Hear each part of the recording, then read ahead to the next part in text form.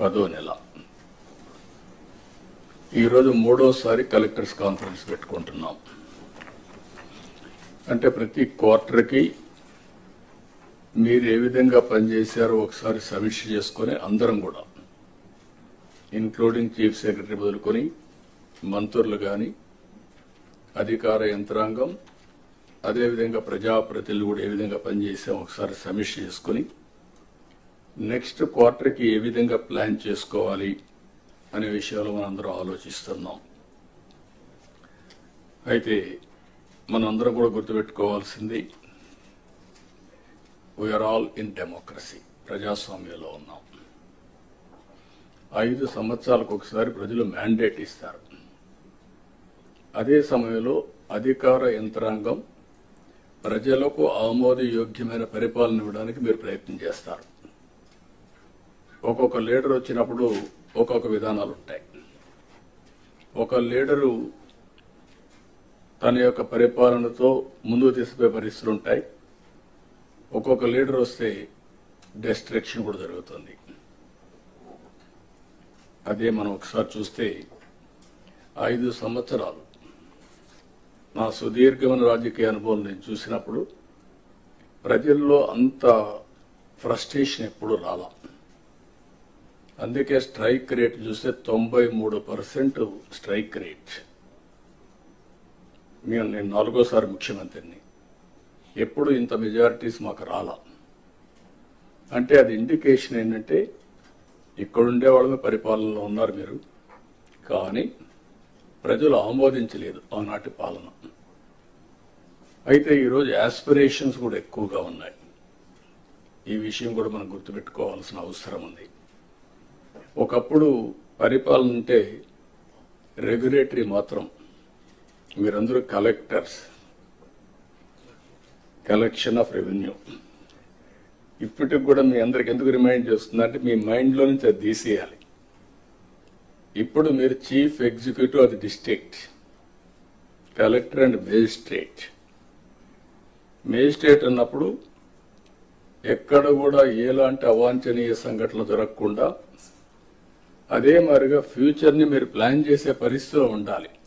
అట్లా కాకుండా ఒక అథారిటేరియన్గా మేము రూమ్లో నుంచి బయట రాము, లేకుంటే కలెక్టర్ అంటే దర్బార్ ఉంటుంది. ఇంతమంది పాత రోజులు ఉండేట్టు నాకు బాగా జ్ఞాపకం. ఎంఆర్ఓ ఆఫీస్ ఉండేది. మీరు కొత్త కాబట్టి, మీరు కొంత యంగ్స్టర్స్ కాబట్టి మీకు తెలియదు. ఏసీ రూమ్లో కూర్చొని పంకా పెట్టుకునేవాళ్ళు. ఒక మనిషి ఉండి దాన్ని లాగుతా ఉండేవాడు. అంటే అది స్టేటస్ సింబల్ అయిపోయింది. బ్రిటిష్ వాళ్ళు ఉన్నప్పుడు కరెంటు లేదు కాబట్టి ఫ్యాన్ కూడా సరిగా లేకపోతే పంకా పెట్టి దాన్ని లాగుతూ ఉంటారు, గాలి వేస్తూ ఉంటారు. అలాంటి ఓల్డ్ అడ్మినిస్ట్రేషన్. కలెక్టర్స్ కూడా నాకు 30 సంవత్సరాల నుంచి మిమ్మల్ని చూస్తున్నాను. నేను ముఖ్యమంత్రిగా అంత ముందు కూడా చూశాను. 45 years 47 years చూశాను. అయితే ఈరోజు మనం గుర్తుపెట్టుకోవాల్సింది ఏంటంటే కలెక్టర్ అనే వ్యక్తి చాలా ప్రజల్లో ఒక ప్రగాఢమైనటువంటి ఇంపాక్ట్ క్రియేట్ చేయగలుగుతాడు. I can say one word, మీ క్యారియర్లో కలెక్టర్, ఆ తర్వాత చీఫ్ సెక్రటరీ. అందరికీ చీఫ్ సెక్రటరీ రాదు, కానీ మెజారిటీకి అనివార్య కారణాలుంటే తప్ప కలెక్టర్గా రిజెక్ట్ చేయరు. ఈ విషయం మీరు గుర్తుపెట్టుకోవాల్సిన అవసరం ఉంది. ఆ కలెక్టర్గా మీరున్న సమయంలో మీరు చేసే పనులు, మీరు ప్రజల్లో మీరు చేసిన పనుల వల్ల వచ్చే ఇంపాక్ట్ శాశ్వతంగా ఉంటాయి. ఇప్పటికి కూడా కొంతమంది కలెక్టర్స్ గురించి మాట్లాడుతూ ఉంటాం. ఒక చీఫ్ మినిస్టర్ ఎట్లయితే రాష్ట్రంలో ఒక ప్రగాఢమైన ముద్ర వేస్తారు, కలెక్టర్స్ కూడా వాళ్ళ పరిపాలన ద్వారా అలాంటి ప్రగాఢమైనటువంటి ఇంపాక్ట్ క్రియేట్ చేసే పరిస్థితి వస్తుంది. కాబట్టి మీరందరూ మళ్ళీ అది నేను రిమైండ్ చేస్తున్నా మీ అందరికీ. రొటీన్ అడ్మినిస్ట్రేషన్ ఉంటే మీకు 9 నెలలు అయింది, ఇంకొక 3 నెలలు 6 నెలలు సంవత్సరం అవుతుంది, మళ్ళీ రొటీన్గా ఇంకో పోస్ట్కి పోతారు. అది కాదు. What you have achieved during your tenure is very important. ఇది మీరు గుర్తుపెట్టుకోవాల్సిందిగా నేను కోరుకుంటూ, ఈరోజు నా ప్రయత్నం అయితే మా ప్రయత్నం, మన ప్రయత్నం విధ్వంసమైన రాష్ట్రాన్ని గాడిన పెట్టడానికి మేము ఎన్నికల్లో చెప్పాం చాలా స్పష్టంగా, రాష్ట్రాన్ని పునర్నిర్మాణం చేస్తామని. ఈరోజు రాష్ట్రంలో 2014 రాష్ట్రాన్ని మళ్ళీ మేము పునర్నిర్మాణం చేస్తామంటే మీనింగ్ ఉంది, కానీ 10 ఏళ్ల తర్వాత కూడా పునర్నిర్మాణం చేస్తున్నామంటే దానికి కారణం అలాంటి విధ్వంసం జరిగింది కాబట్టి ఆ మాట చెప్పాల్సి వచ్చింది. అయితే ఈ ప్రభుత్వం చాలా స్పష్టంగా ఎన్నికల్లో చెప్పాం, మళ్ళీ చెప్తున్నాం, సమిక్షేమం, అభివృద్ధి, సుపరిపాలన, ఈ 3 పిల్లర్స్ పైన అనునిత్యం మీకు గుర్తుండాలి, మాకు గుర్తుండాలి. పేదరికం పోవాలంటే, ప్రజలు హ్యాపీగా ఉండాలంటే సంక్షేమ కార్యక్రమాలు తప్పవు. సంక్షేమ కార్యక్రమాలు చేయాలంటే రెవెన్యూ కావాలి, ఆదాయం కావాలి. అప్పులు తెస్తే సస్టైనబుల్ కాదు. అందుకే ఈరోజు మీరు ఒకసారి చూసినప్పుడు 10 లక్షల కోట్ల రూపాయలు, 9,74,000 కోట్ల రూపాయలు డెట్.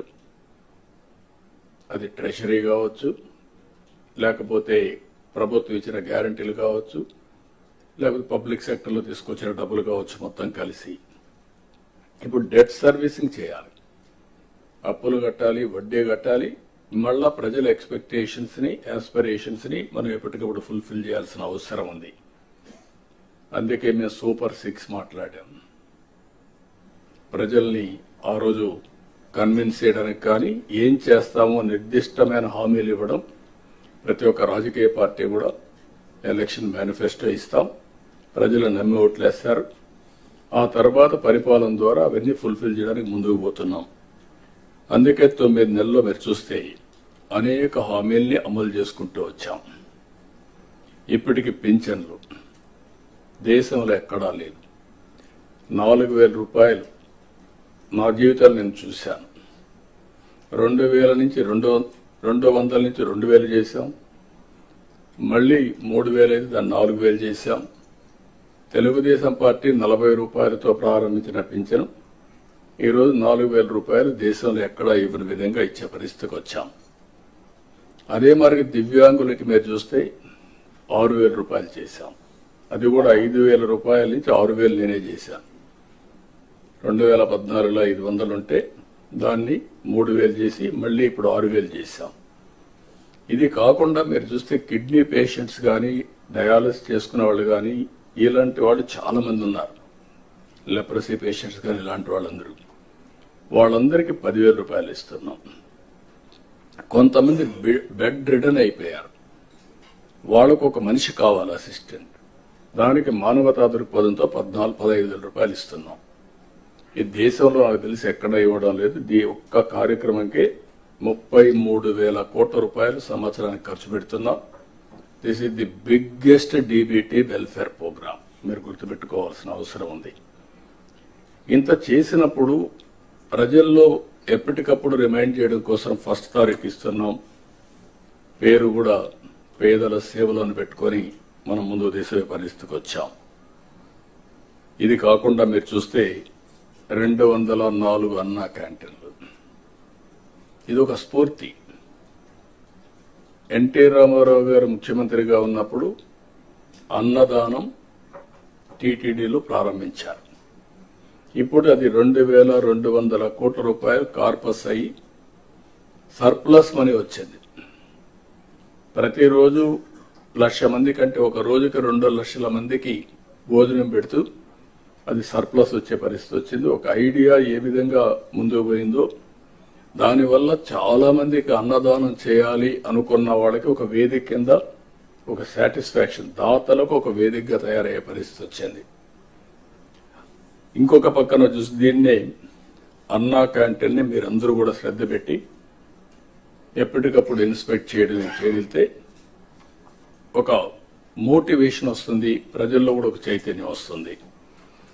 ఇంకొక పక్క దీపం, ఎప్పుడో నేనే దీపం 1 ఇచ్చాం. అంటే దీపం కింద మీరు చూస్తే 95 లేట్ 90s ఆలోచించి ఆడబిడ్డలు కష్టపడుతున్నారు వంట చేయడానికి అని చెప్పే ఉద్దేశంతో సిలిండర్లు ఉచితంగా ఇచ్చి ఆ రోజే ప్రోత్సహించాం. ఇప్పుడు 3 సిలిండర్లు ఉచితంగా ఇవ్వడానికి దోహదం చేసి ఒకటి ఇచ్చాం.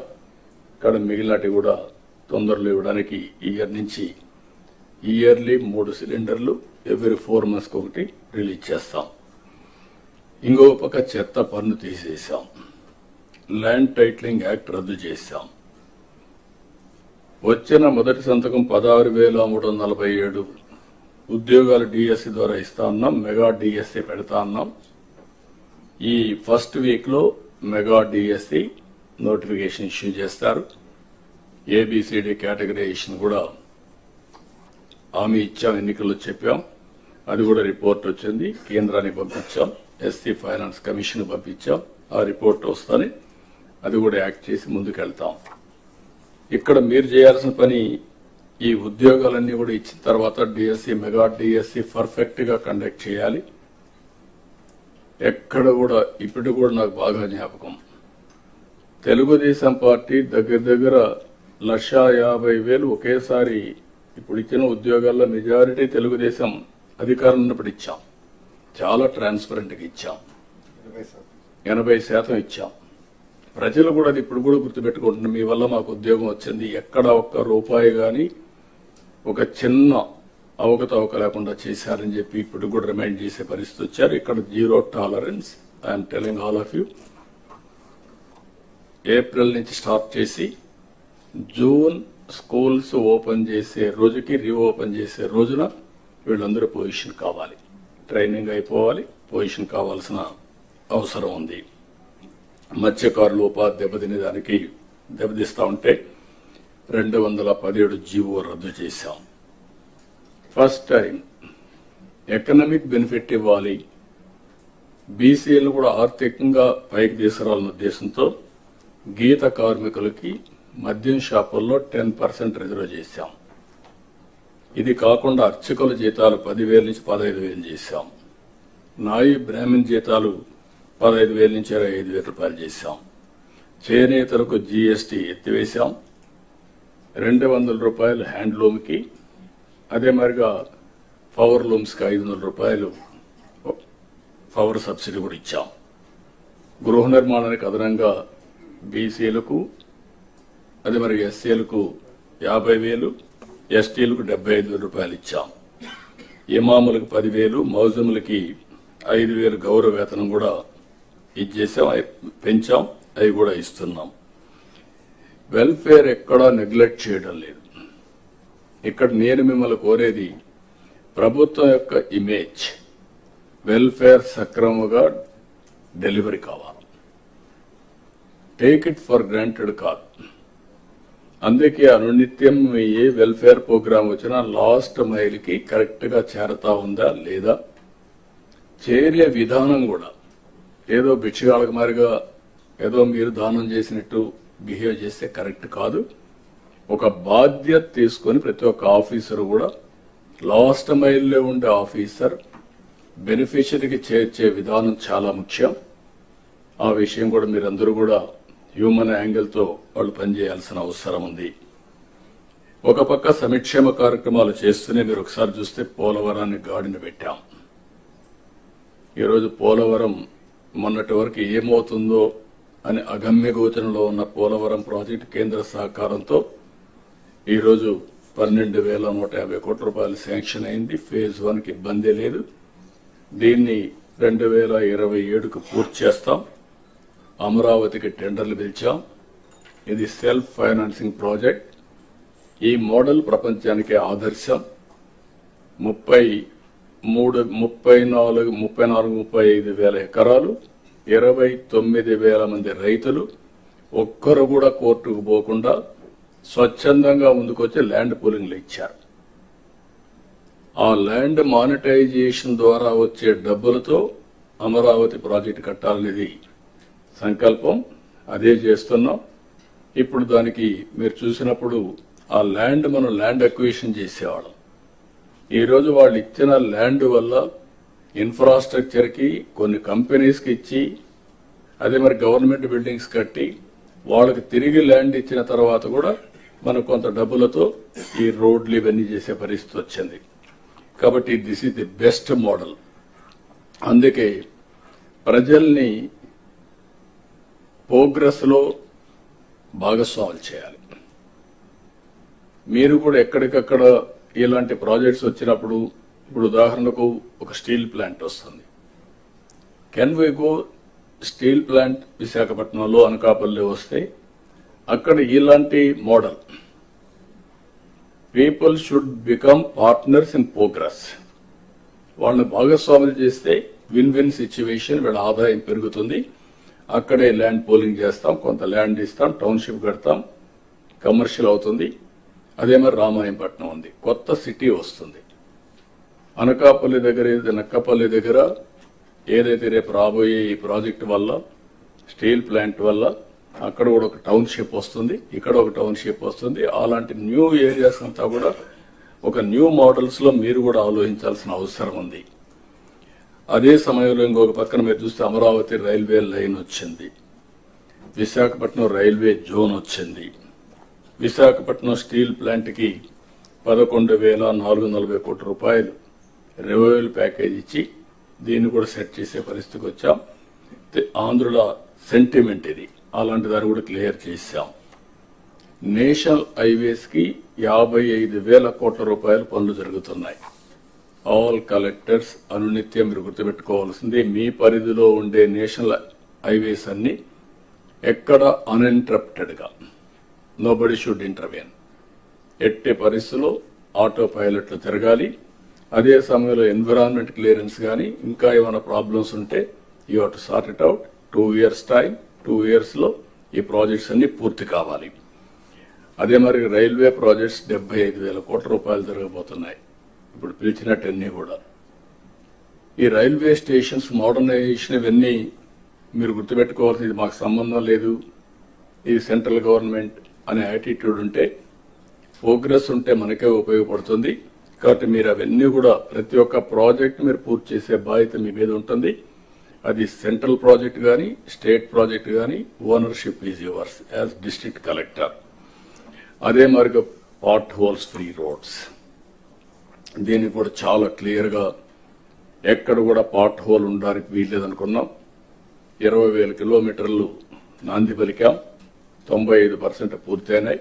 మిగిలినట్టు కూడా పూర్తి చేస్తాం. మిగిలిన రోడ్లు కూడా ఏ విధంగా చేయాలన్నా మళ్ళీ దానికి కూడా ఒక డైరెక్షన్ మీకు ఇస్తాం. సోలార్ రూఫ్ టాప్, ఇది గుర్తుపెట్టుకోవాలి, డెమోక్రటైజేషన్ ఆఫ్ పవర్ జనరేషన్, ఇది బిగినింగ్. దీనివల్ల 20 లక్షల మందికి ఈరోజు మనం సబ్సిడీ ఇస్తున్నాం, 200 యూనిట్లు. వాళ్ళందరికీ ఇది పెట్టగలిగితే ఫ్రీగా 200 యూనిట్లు వాడుకునే పరిస్థితి వస్తుంది. ఒకవేళ 150 వాడుకుంటే ఒక 100-120 యూనిట్స్ గ్రిడ్కి ఇస్తే ఎప్పుడు కావాలంటే ఇప్పుడు కరెంట్ ఇస్తాం. అదే సమయంలో ₹2.09 చొప్పున డబ్బులు కూడా ఇస్తాం. మెయింటెనెన్స్ కూడా వాళ్ళు చేసే పని ఏమి ఉండదు, వాళ్ళు చూసుకుంటే సరిపోతుంది. వాళ్ళ రూఫ్ టాప్ మీద ఉంటుంది, దాన్ని చూసుకుంటే సరిపోతుంది. మీటర్స్ అవన్నీ ఉంటాయి. సర్వీస్ అంతా కూడా అవుట్ సోర్సింగ్ ఏజెన్సీకి ఇచ్చాం. మీకు గైడ్ లైన్స్ ఉన్నాయి. దీన్ని ఎట్టి పరిస్థితుల్లో all collectors, it is your duty. ఇది ఒక కాంపిటేటివ్ స్పిరిట్ కూడా, ఇవన్నీ కూడా ఎవాల్యుయేట్ చేస్తాం.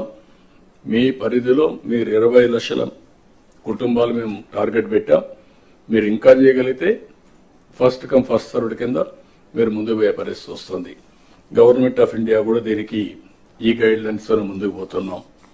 ఇంకో పక్కన విద్యాశాఖలో చాలా మార్పులు తీసుకొస్తున్నారు, అవన్నీ కూడా మీరు అడాప్ట్ చేసుకోవాలి.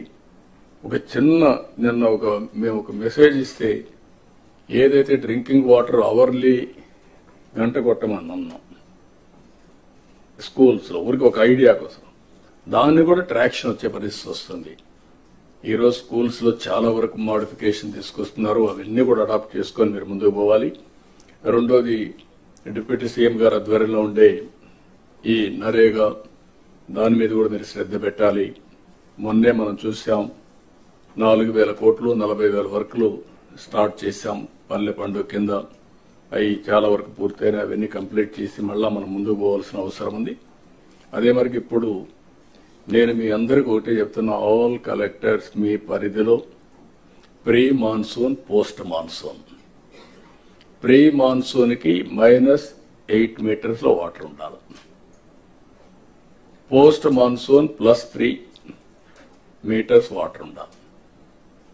5 మీటర్లే డ్యూరింగ్ ది సీజన్ మనం వాడుకునే పరిస్థితి ఉండాలి. This is a principal.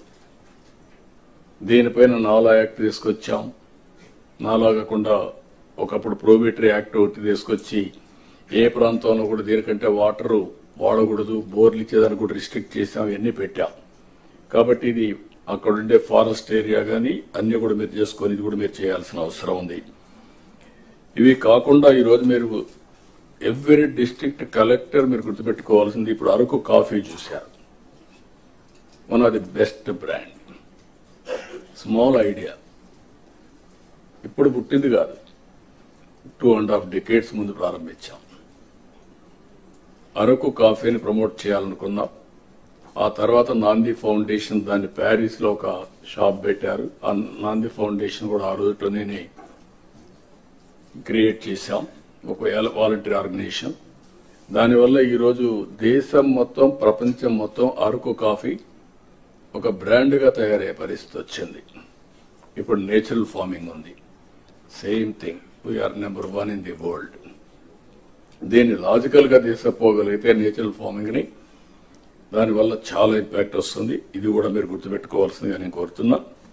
అదే సమయంలో వచ్చే నెల మే నెలలో తల్లికి వందనం 15,000 రూపాయలు ఇస్తా అన్నాం.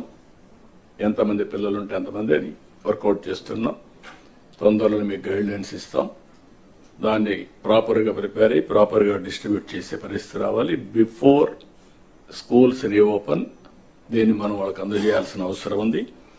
అన్నదాత కింద 3 installments from now onwards. Government of India ఇచ్చినప్పుడంతా 3 installments కింద 5,000, 5,000, 4,000 మనం కూడా అకౌంట్లో వేస్తాం. ఇది కూడా మీరు గుర్తుపెట్టుకోవాలి. ఇది కాకుండా మత్స్యకారులకు 20,000 రూపాయలు ఏప్రిల్లో వాళ్ళ అకౌంట్లో వేయాల్సిన అవసరం ఉంది. ఆ సమయంలో హాలిడే, క్రాప్ హాలిడే ఉంటుంది. ఆ సమయంలో వారికి ఇవ్వాల్సిన అవసరం ఉంది.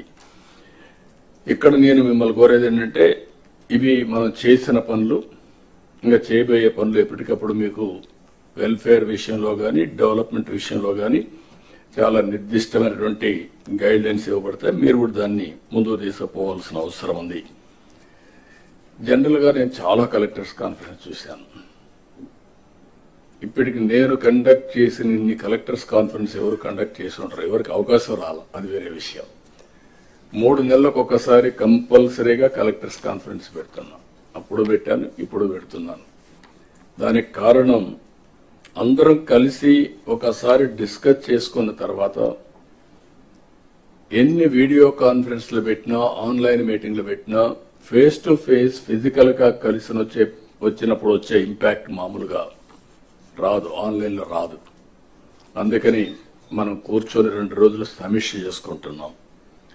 ఇక్కడ కూర్చున్నప్పుడు లాస్ట్ 3 కాన్ఫరెన్స్ అయిన తర్వాత నాకు కూడా కొన్ని ఆలోచనలు వస్తే, ఏదో రాత్రి 11, 12 వరకు స్లాగ్ గోయింగ్ ఆన్ డిస్కషన్, మీరేదో చెప్తా ఉండడం, మీరు నన్ను ఇంప్రెస్ చేయాలని మీ ప్రయత్నం, లేకపోతే నేను కూడా మిమ్మల్ని డిస్ప్లే చేయకూడదు నా ఆలోచన.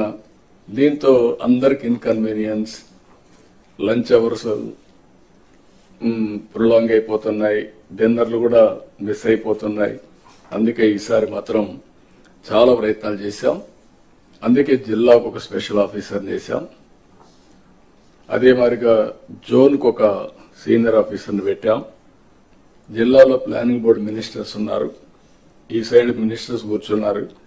వాళ్ళు కూడా గుర్తుపెట్టుకోవాలి, ఇది మాకేం సంబంధం లేదు, ఇదేదో కలెక్టర్స్ కాన్ఫరెన్స్ కాబట్టి మేము కూడా గమనుండొచ్చు అంటే కరెక్ట్ కాదు. All ministers.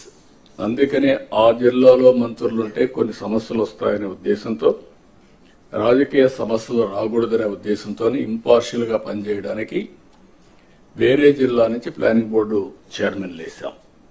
Planning board chairman, collectors responsibility ఆ జిల్లా ప్రోగ్రెస్. ఈ 9 నెలలు నేను చెప్పేటివి కలెక్టర్స్ కే వర్తిస్తుంది, నాకు వర్తించదంటే మినిస్టర్స్ కరెక్ట్ కాదు. ఇది మీకు కూడా వర్తిస్తుంది.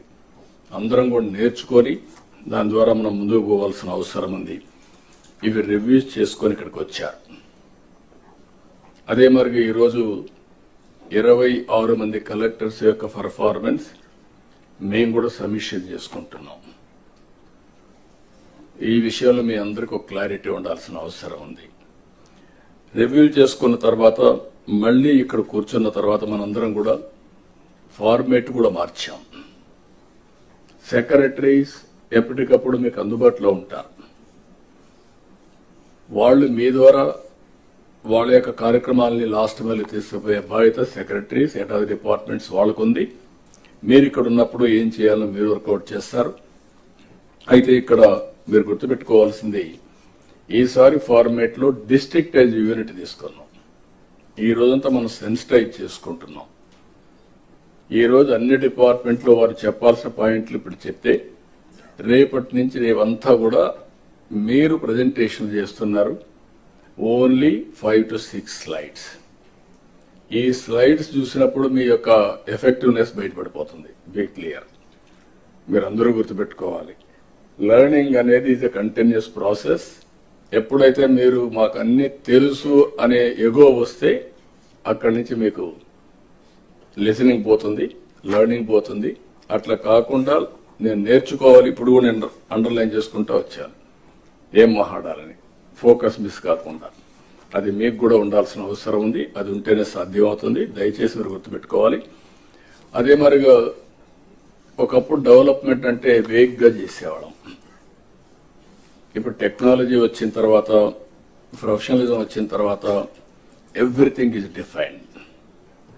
వెల్ఫేర్ ఏ విధంగా అయితే మనం చేస్తున్నామో ఆ వెల్ఫేర్ చేయాలంటే డెవలప్మెంట్ కూడా జరగాలి. డెవలప్మెంట్ కూడా మెజరబుల్ గా ఉండాలి. ఆ మెజరబుల్ గా ఉండడానికే జిఎస్టిపి. ఈరోజు ఎక్కడున్నాం ఆ డీటెయిల్స్ కూడా నేను చెప్తాను, మీ దగ్గర ఇచ్చాం. ఆ డీటెయిల్స్ తీసుకొని గడిచిన 10 సంవత్సరాలు ఎక్కడున్నారు, ఇప్పుడు ఎక్కడున్నారు, ఏం చేస్తే ఆ జిల్లాలో మీరు సంపద సృష్టించగలుగుతారు డెవలప్మెంట్ ద్వారా. దానివల్ల 2 లాభాలు. ఒకటి, తలసరి ఆదాయం పెరుగుతుంది, మెరుగైన జీవన ప్రమాణాలు వస్తాయి. 2, గవర్నమెంట్కి ఆదాయం వస్తుంది, మళ్ళీ ఆ డబ్బుల్ని వెల్ఫేర్ ఖర్చు పెట్టడానికి అవకాశం వస్తుంది. ఈ విషయం మనందరం గుర్తుపెట్టుకోవాల్సిన అవసరం ఉంది. దాని ప్రకారం మీరు పనిచేయాల్సిన బాధ్యత కూడా మీ పైన ఉంది. అందుకే జిఎస్టిపిలో ఈ రోజు రేపు మనం రివ్యూ చేసుకుంటున్నాం. నేను చాలా స్పష్టంగా స్వర్ణాంధ్ర 2047 తయారు చేశాం. వికసిత్ భారత్, ప్రధానమంత్రి గారు వికసిత్ భారత్ తయారు చేశారు. వారు దాన్ని ఫోకస్ చేస్తున్నారు. అందులో భాగంగా మన స్వర్ణాంధ్ర 2047 పెట్టుకున్నాం. ఇది సక్సెస్ కావాలంటే ఇంకా కొంచెం మీకు మోర్ ఎంఫటిక్ గా తీసుకుపోవడానికి 10 ప్రిన్సిపల్స్ పెట్టాం. ఆ 10 ప్రిన్సిపల్స్ అన్ని జిల్లాల్లో అన్ని కూడా అవసరం ఉంటాయి. కొన్ని జిల్లాలు ఎక్కువ అవసరం ఉంటాయి, కొన్ని జిల్లాలు తక్కువ ఉంటాయి. బట్ ఆ 10 ప్రిన్సిపల్స్ ద్వారా మీరు కరెక్ట్ గా ప్లాన్ చేసుకుంటే అనుకున్న ప్రోగ్రెస్ జరిగే పరిస్థితి వస్తుంది. విజన్ అనేది ఒక డైరెక్షన్. ఈ విషయం అందరూ గుర్తుపెట్టుకోవాలి. విజన్ లేకుండా ఏదో చేస్తున్నామంటే కాలక్షేపం అవుతుంది. ఒక ఫోకస్ అప్రోచ్ రావాలంటే క్లారిటీతో మనం పనిచేయగలిగితే ఇది సాధించే శక్తి వస్తుంది కూడా నేను మీకు తెలియజేస్తున్నా. ఇక్కడి నుంచి డిస్ట్రిక్ట్ విజన్ ప్లాన్ తయారు కావాలి. మీరు తయారు చేసుకొని వచ్చారు. అదే మరి మండలం తయారు చేసుకోవాలి. ఇవి కాకుండా ప్రతి ఒక్క సచివాలయం కూడా విజన్ తయారు చేసుకుంటాం. అదే మరి పంచాయతీ వార్డుల్లో ప్రజాప్రతినిధులు కూడా వాళ్ళు కూడా ఫాలో అప్ చేసుకుంటారు. మనం మాత్రం ఈ 3 లెవెల్లో లాస్ట్ మైల్ వరకు ఈ విజన్ డాక్యుమెంట్ లాస్ట్ మైల్ తీసుకెళ్తాం. 175 నియోజకవర్గాలకి 175 అంటే state, district, constituency, then will go to సచివాలయం. మండలం కూడా ఉంటుంది, సచివాలయం వరకు వెళ్తాం. ఇక్కడికి వచ్చినప్పుడు దీనికి కూడా ఒక క్లారిటీ ఇచ్చాం. డిస్ట్రిక్ట్ లో డిస్ట్రిక్ట్ చైర్మన్, ప్లానింగ్ బోర్డ్ ఇది chairman of the meeting vision document కి, collectors vice chairman, executive vice chairman. So అన్ని పవర్స్ మీకు ఉంటాయి కాబట్టి మీరు ఎగ్జిక్యూట్ చేస్తారు. కన్సర్న్ ఆ జిల్లాకు ఒక్కొక్క ఎంపీని ఉంటాడు కాబట్టి ఎంపీని కూడా వైస్ చైర్మన్ గా పెట్టాం. మీరు ఎగ్జిక్యూటివ్ చైర్మన్ గా కలెక్టర్స్ ఉంటారు. Vice chairman will be the vice chairman, chairman will be the minister concern district. అదే మరి కాన్స్టిట్యున్సీకి వచ్చినప్పుడు ఎమ్మెల్యేని, మంత్రి ఉన్నా కూడా ఆయన ఎమ్మెల్యేగా ఆ కాన్స్టిట్యున్సీ చైర్మన్ గా ఉంటాడు. జిల్లాలో బెస్ట్ ఆఫీసర్ని 7 మంది best officers, top officers you have to select. ఆ 7 మందిని మీరు ఇన్ఛార్జ్ పెడతారు, స్పెషల్ ఆఫీసర్ కింద పెడతారు. We're giving one professional. ఆ ప్రొఫెషనల్ బాగాలేకపోతే మార్చుకునే అధికారం కూడా ఇస్తాం, కానీ టార్గెట్స్ లో కాంప్రమైజ్ లేదు. అదే మరిగా 5 మందిని మీకు సచివాలయం బెస్ట్ స్టాఫ్ ని మీకు ఇస్తాం కాన్స్టిట్యున్సీ వారిగా. ఈ టీం ఎప్పటికప్పుడు ఆ కాన్స్టిట్యున్సీలో విజన్ 2047 కాదు, మళ్ళీ 2029 ఉంది. ఈ విధంగా every year they have to work in the direction. ఇది అదే మరి లాస్ట్ మైల్ వచ్చే కొందికి ఈ విజన్ డాక్యుమెంట్ ని ఇంప్లిమెంట్ చేయడానికి సచివాలయం ఏదో యూనిట్ తీసుకుంటాం, అక్కడ కూడా ప్లాన్ చేస్తాం. ఇప్పుడు మనం గుర్తుపెట్టుకోవాల్సిన అవసరం మీ అందరికి క్లారిటీ ఇస్తున్నా. అడ్మినిస్ట్రేషన్ అంతా కూడా లాస్ట్ మైల్ వరకు ఉంది. టెక్నాలజీని కూడా ఆర్టీజీఎస్ ద్వారా మనం లాస్ట్ మైల్ వరకు తీసుకెళ్తున్నాం. ఇప్పుడు సచివాలయాన్ని రీఓరియంట్ చేశాం. అవన్నీ కూడా మీకు అందరికి కూడా 8, 7, 6 మందితో రీఓరియంటేషన్ చేశాం. ఇప్పుడు మొత్తం పని చేసేది ఇక్కడ మనుషులు లేరు. ఎవరైతే అవసరం ఉంది అక్కడ మనుషులు ఉన్నారు. డిపార్ట్మెంట్స్ కూడా over a period of time మనకంత అగ్రికల్చర్ అంటే జ్ఞాపకం వచ్చే వ్యవసాయం. ఇప్పుడు అగ్రికల్చర్ లో వ్యవసాయం ఉంది చాలా తక్కువ పాత్ర అయిపోయింది. వ్యవసాయంలో ప్రధానంగా అక్వాకల్చర్, హార్టికల్చర్, లైవ్ స్టాక్ ఎక్కువ వచ్చేసే పరిస్థితి వచ్చింది.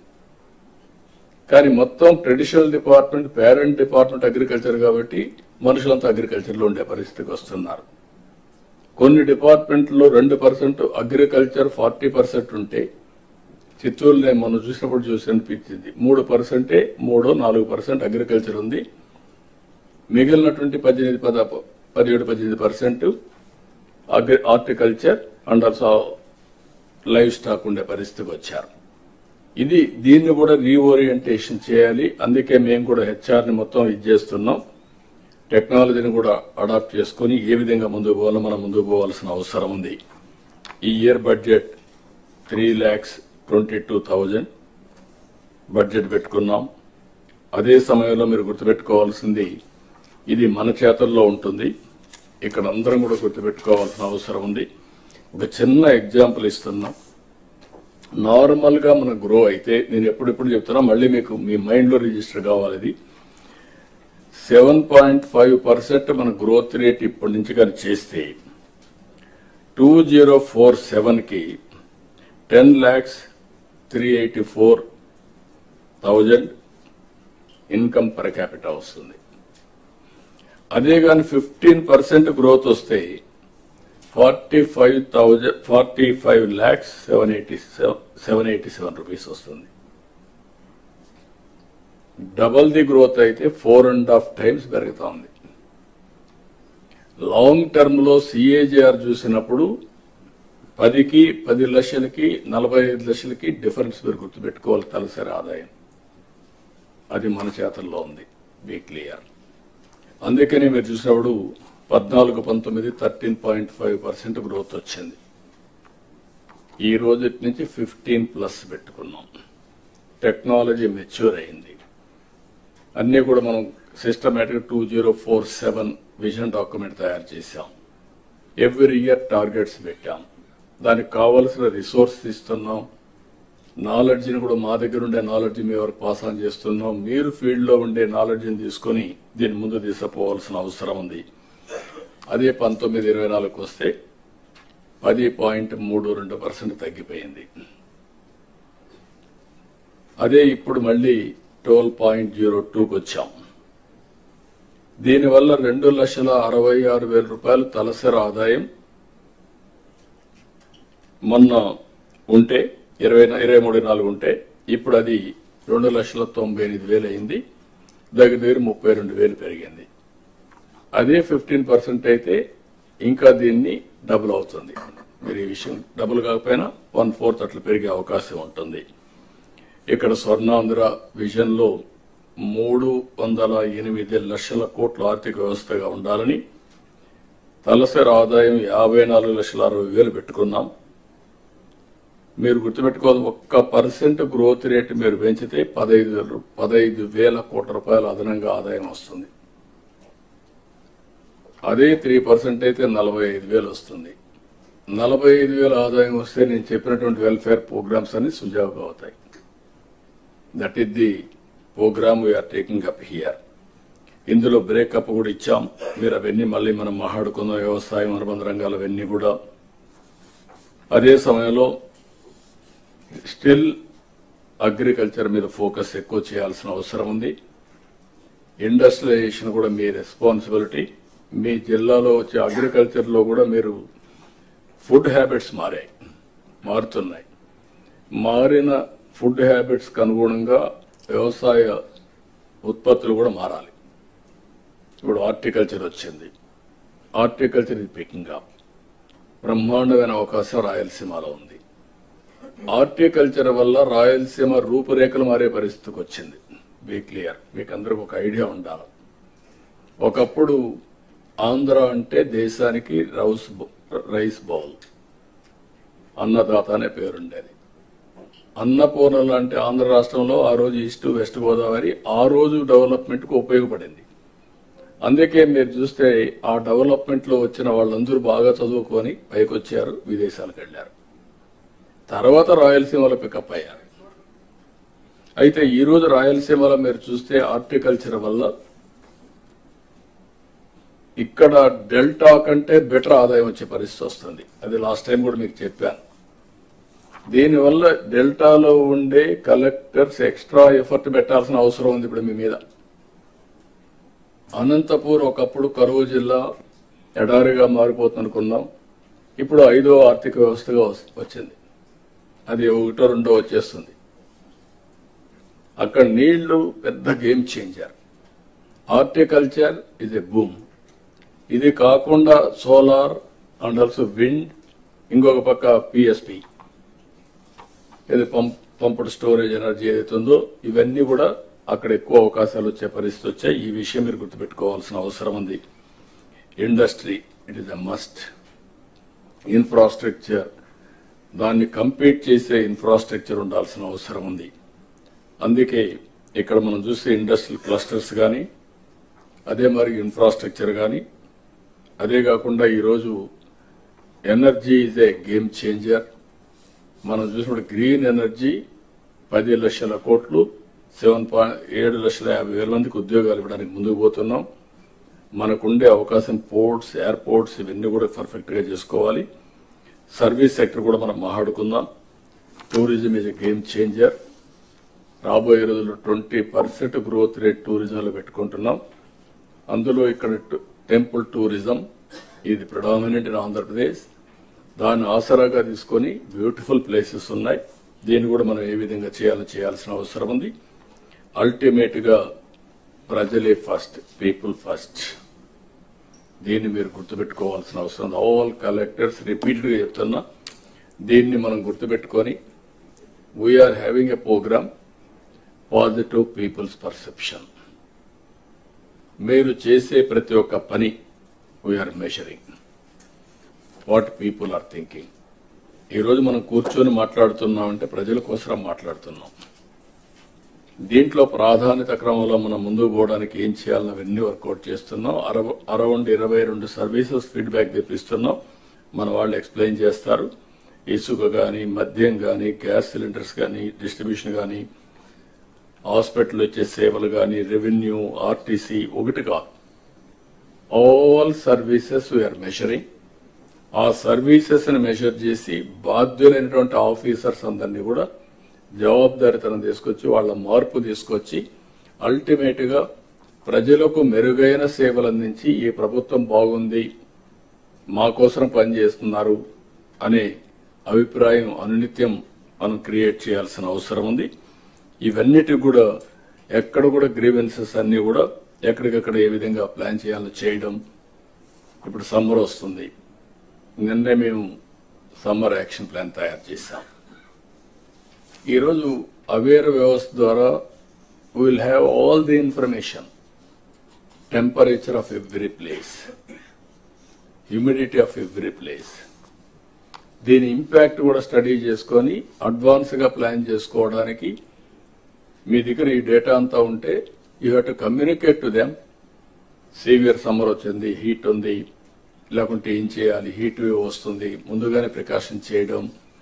అందుకే అవసరమైతే సమ్మర్లో మరీ హాట్గా ఉండే ప్లేస్లో బటర్ మిల్క్ పెట్టి, వాటర్ పెట్టి ఎవ్వరు కూడా ఒక్క వ్యక్తి కూడా సన్ స్ట్రోక్ వల్ల చనిపోకుండా చూసుకోవడం కలెక్టర్స్ రెస్పాన్సిబిలిటీ. ఒకప్పుడు కలెక్టర్స్ మాకే సంబంధం, ఎండలో వస్తే ఎందుకు పోవాలి వీళ్ళు అనే యాటిట్యూడ్ ఉండేది. అది కాదు ఇక్కడ issue. It is our responsible to guide them, to regulate them, to convince them. కాబట్టి ఆ విషయం మీరు గుర్తుపెట్టుకోవాల్సిన అవసరం. చాలా క్లియర్ గా ఎక్కడ కూడా నీరు లేదనే మాట రాకూడదు. మీరు ట్యాంకర్లు పెట్టుకుంటారా, ముందుగా చూసుకుంటారా, ఏం చేస్తారనేది మీ రెస్పాన్సిబిలిటీ. స్కూల్స్ ఇవన్నీ కూడా పర్ఫెక్ట్ గా కంట్రోల్ చేసుకోవడం, ఎవ్రీథింగ్ మీరు చేయాల్సిన అవసరం ఉంది. ఎంప్లాయ్మెంట్ రావాలంటే ఎంఎస్ఎంఈలు ఎక్కువ రావాల్సిన అవసరం ఉంది. అందుకే ఒక ఇంటికి ఒక ఆంటర్ప్రెన్యూర్ ఉన్నాం. అదే సమయంలో 175 నియోజకవర్గాల్లో 175 ఇండస్ట్రియల్ పార్క్స్ అనుకున్నాం. అదే మరి మిగిలిన ఇండస్ట్రీస్ వచ్చినా ప్రతి ఒక్క నియోజకవర్గంలో కంపల్సరీగా ఇది పెట్టాల్సిన అవసరం ఉంది. అదే మరి Ratan Tata innovation hub 5 zones కి 5 స్పోక్స్ మోడల్ పెట్టాం. ఇక్కడ ఇండస్ట్రియలిస్టులు అందరినీ ఇన్వాల్వ్ చేస్తున్నాం. అదే సమయంలో ఎవరైతే అకాడమిక్ ఇన్స్టిట్యూషన్స్ కానీ, వెంచర్ క్యాపిటల్ కానీ, మెంటరింగ్ కానీ, ఇన్నోవేషన్ కి ఎలాంటి ఎన్విరాన్మెంట్ రావాలని అవన్నీ వర్కౌట్ చేస్తున్నాం. దీన్ని కూడా మీరు ముందుకు తీసుకుపోవాల్సిన అవసరం ఉంది. ఇంకొక పక్కన మీరు ఒకసారి చూస్తే కొన్ని శాఖల్లో మీరు ఎప్పుడు నెగ్లెక్ట్ చేస్తూ ఉంటాం.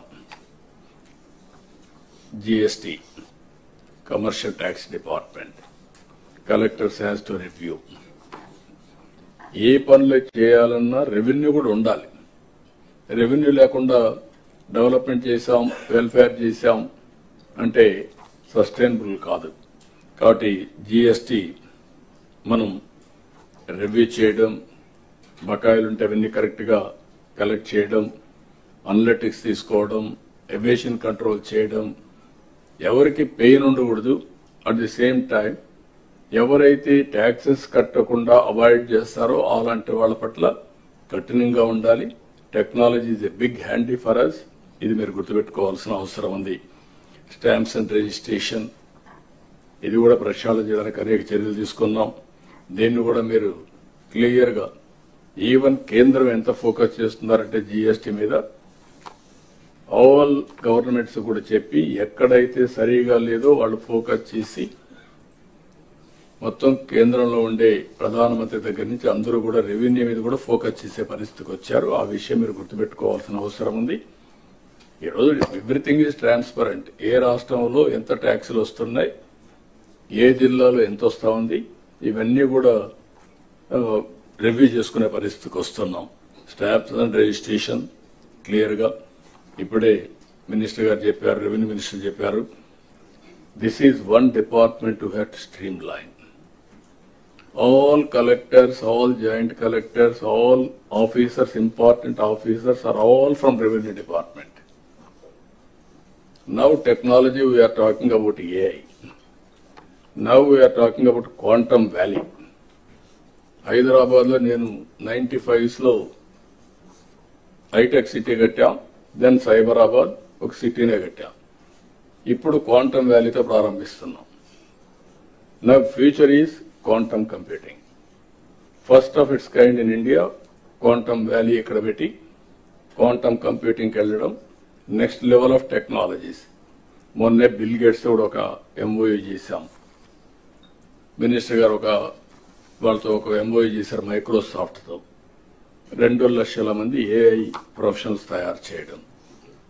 రెండోది వాట్సాప్ గవర్నెన్స్, మెటాతో ఒప్పందం చేసుకొని ఈరోజు WhatsApp governance is a game changer. అంటే ప్రతి ఒక్కరూ వాట్సాప్ వాడుకుంటున్నారు. ఈరోజు గవర్నమెంట్ ఆన్ వాట్సాప్. దీనికి మేము చాలా ప్రయత్నాలు చేశాం. ఒకప్పుడు మీరు చూస్తే ప్రజల వద్దకు పాలన పెట్టాం. అధికార వికేంద్రీకరణ కోసం మండల వ్యవస్థ తీసుకొచ్చాం.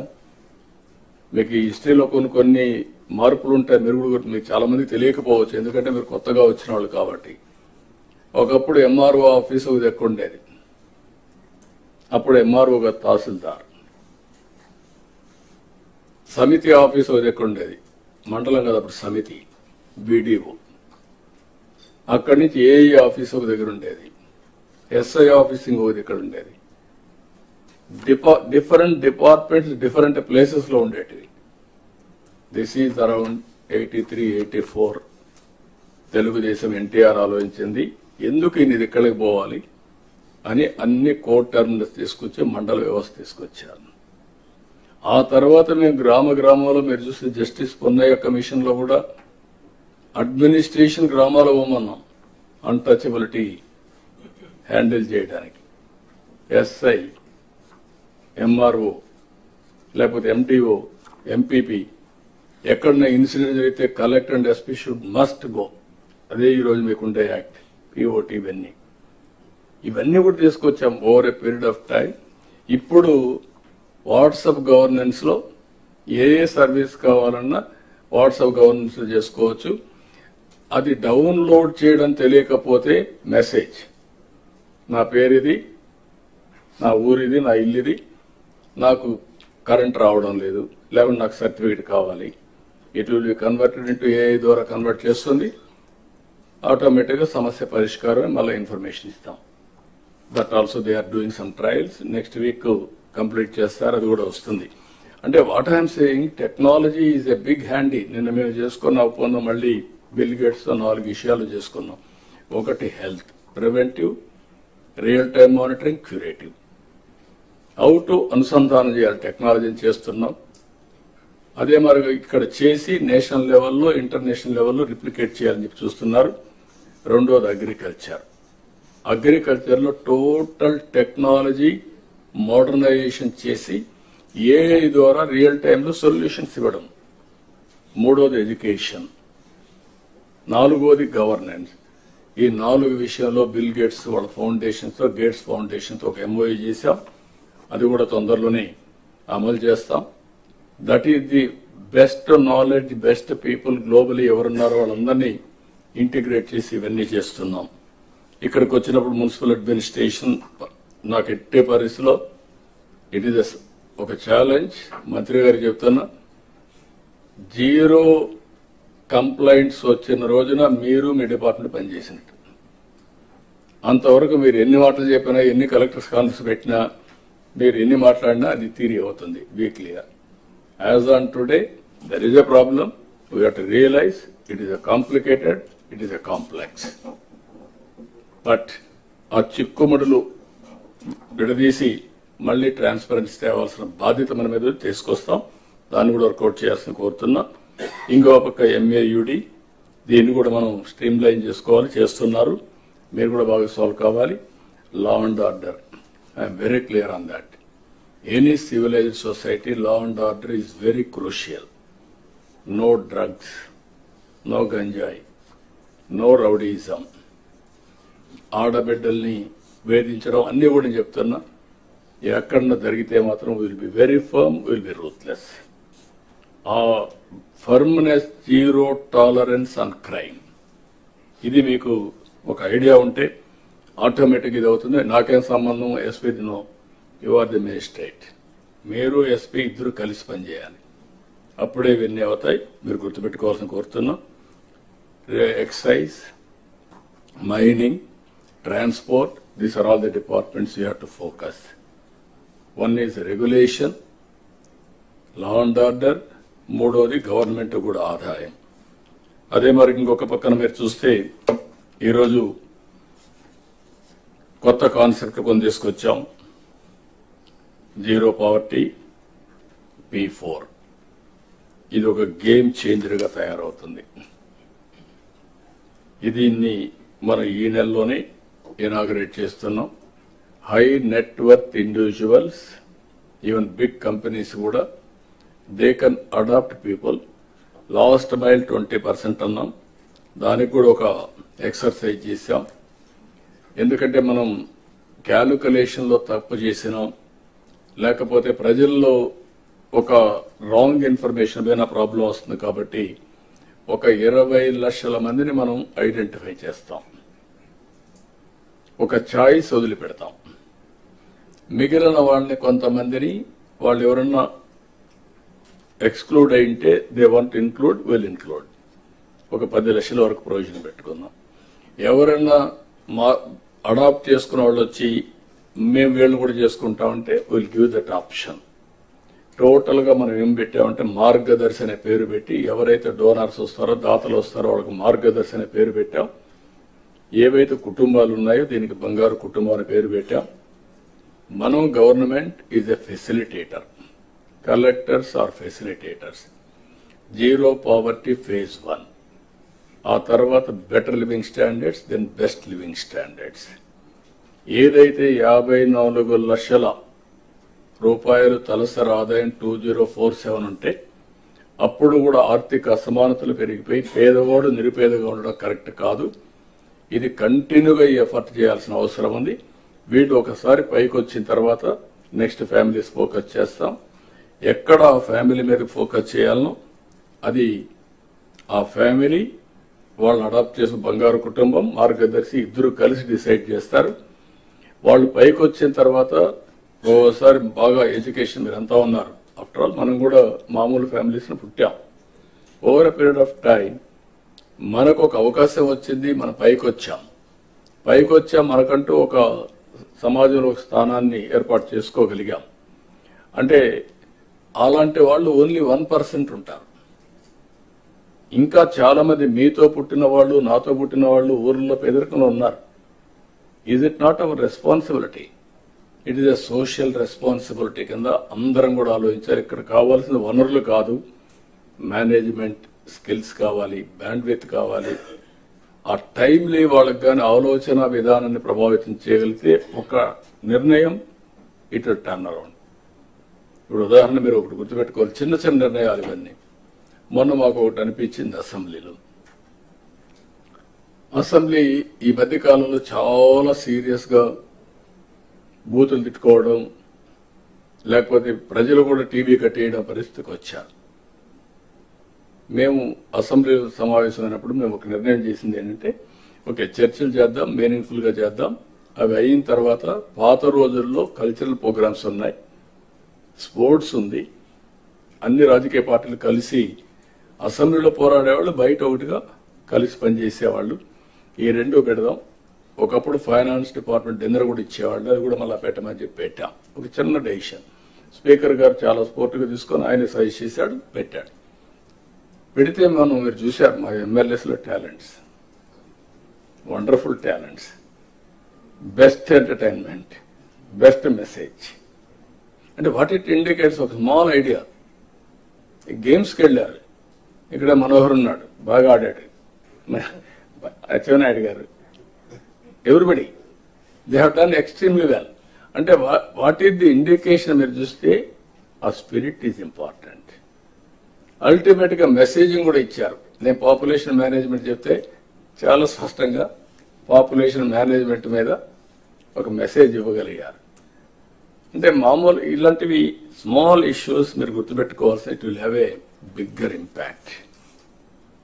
నేను అందుకే చెప్పాను, ఎప్పుడో కాఫీ పెడితే, అరకు కాఫీ పెడితే ఇప్పుడు పార్లమెంట్ లో పెట్టి ఆల్ ఓవర్ ది వరల్డ్ చేసే పరిస్థితికి వచ్చాం. మీ చర్యలన్నీ కూడా అదే మాదిరిగా ఉంటాయి. ఇది గుర్తుపెట్టుకోవాల్సిందిగా నేను మిమ్మల్ని అందరినీ కోరుకుంటూ, అల్టిమేట్ గా ముఖ్యమైన ప్రోగ్రామ్స్ మీరు చూస్తే పేదల సేవలు, Swachhandhra, Swarnandhra, 1 family 1 entrepreneur, 1 lakh entrepreneurs 1 year from Dakra and Dakuwa MEPMA నుంచి, ఇంకో పక్క P4, ఇలాంటివి కొన్ని ఫ్లాగ్షిప్ ప్రోగ్రామ్స్ కూడా గవర్నమెంట్ ఉంటాయి. అవన్నీ కూడా ఎప్పటికప్పుడు మీకు ఐడియాస్ ఇస్తూ ఉంటాం. అదే మరి ప్రతి ఒక్క ఇంటికి ఏదైతే రూఫ్ టాప్ సోలార్ ప్యానల్స్ పెట్టడం ఇవన్నీ ఉన్నాయి. ఇవన్నీ కూడా ఎప్పటికప్పుడు మీకు ఇచ్చినప్పుడు దీన్ని లాజికల్ గా తీసిపోయే బాధ్యత మీరు తీసుకోవాల్సిందిగా మరొకసారి అందరినీ కోరుకుంటూ అందరికీ మనస్ఫూర్తిగా నమస్కారాలు. థ్యాంక్ యూ అన్నారు.